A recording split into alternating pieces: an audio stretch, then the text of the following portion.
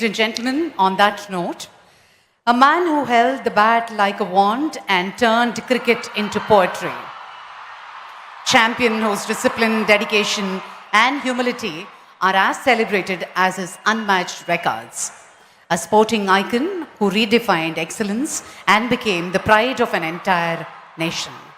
Ladies and gentlemen, with huge pride, as the guest of honor, Bharat Ratna Sachin Tendulkar ji. Sir, I have a couple of questions for you as a fireside chat on behalf of all the students. Sachin ji, you grew up in a home where your father, Ramesh Tendulkar ji, was a professor, but your own journey was in the cricket field. Could you share a couple of things about him and how did this shape you as a person? Honorable Vice President of India, Radhakrishnan ji, Honorable Governor of Andhra Pradesh, Abdul Nazir ji,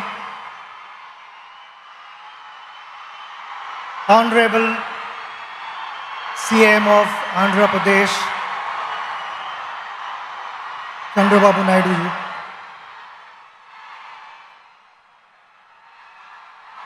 Naidu ji is also here. Dignitaries on the dais,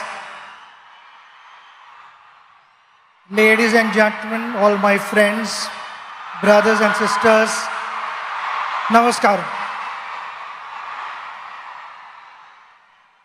It's a special day and I'm so happy to be here to be sharing these moments with you. My father came from a very, very humble background, had a challenging life because the pockets were not deep. We stayed in 2 rooms in a chawl, which was a kitchen cum bedroom and a living room cum bedroom. And why I'm saying this is because my father was extremely passionate about academics. He became a professor, he also was a poet, and he continued to chase his dream. He did not have the best of facilities, but he made the best of what he had. So in those 2 rooms, he found a corner and stood first in BA and MA and won a gold medal. When I was growing up and I watched him, he was extremely gentle, extremely patient with me. So whatever mistakes I made as a child, I was convinced, he explained to me and I got convinced. It was never that he tried to correct me forcibly. And that created a huge positive impact on me. I learned so many things from him. He was extremely patient. And why I say this? Because when I had started playing for India, I bought my own car. I used to love to listen to good music. And most of the times it used to be loud music in the car while I was driving. And my father would be seated next to me reading his book. Never once did he tell me, reduce the volume, I want to read the book. He was focused and the outside noise did not matter to him. And that's something that I learned from him. Being a good person, it's a practice that every morning you wake up and you remind yourself that you are going to behave in a particular way, which is, I feel, kind of conveys how your parents have brought you up. And that is something which I will always carry for the rest of my life because that's the impression my father left with me. Awesome, sir. Sachin sir, in both academics and sports, students today face immense pressure to perform. From your experience, how do you deal with this pressure? Pressure is on everyone at every level. You meet any individual in this room, we will have pressure. There are two types of pressures. One is external and one is internal pressure. External pressure is all about what the world is saying about you. I think in today's world, when social media is so active, people want to know what is being said about myself. Generally, every individual is bothered about that. When I went out to bat, you have to learn how to use that to your advantage. When I went out to bat, I used to get reception like this, which was fantastic. Sometimes it was overwhelming. Sometimes I felt I was not in the frame of mind to start my innings. I just needed that break. I needed the crowd to settle down a bit. So those were the occasions where I would remove my shoelace or remove the strap of my leg guard, or someone would be moving on top of the side screen. I would settle the crowd down, make sure that those 22 yards belong to me, and then started my innings. It is like a ship sailing through water to get to its destination. But the moment there are holes in the ship and the water starts seeping in, the ship starts sinking. And that is exactly what I'm trying to tell you, that external pressures will be there. You need to shut off. You need to stay focused on what you want to achieve in life. We come to internal pressure. Internal pressure is actively led by your conscious mind. When your conscious mind is moving ahead of the moment, it starts putting multiple scenarios in your head which are imaginary.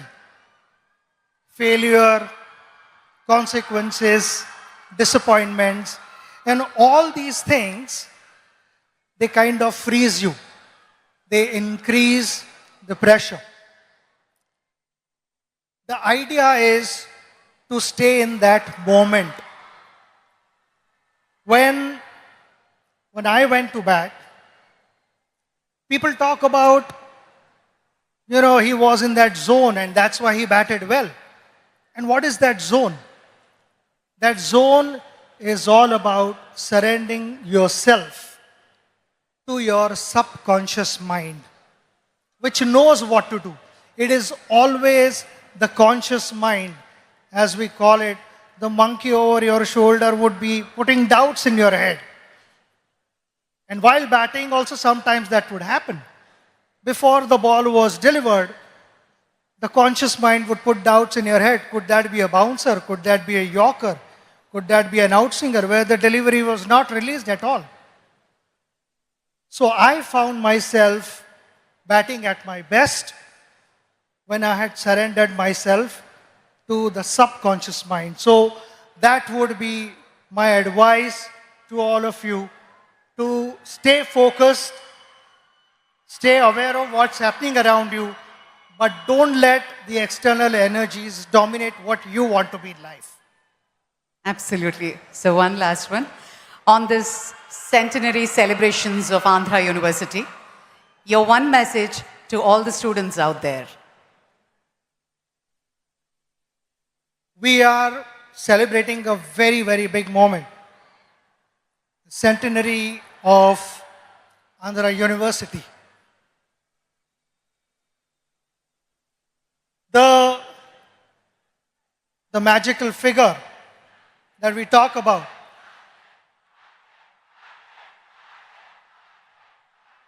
happened with the contribution of many. The teachers who taught for decades. And there are many illustrious people who have been able to shape our country, who have to give a new meaning to the youth of India, who have guided them. And all these things would never have happened without the guidance of all those teachers who imparted knowledge with a lot of humility and integrity. But those were the last 100 years. But with impeccable reputation of the university, the responsibility lies on the next generation and generations to follow. Now, how do you, with such impeccable reputation, please understand that the expectations are going to be high. And if the expectations are high, the responsibility automatically increases.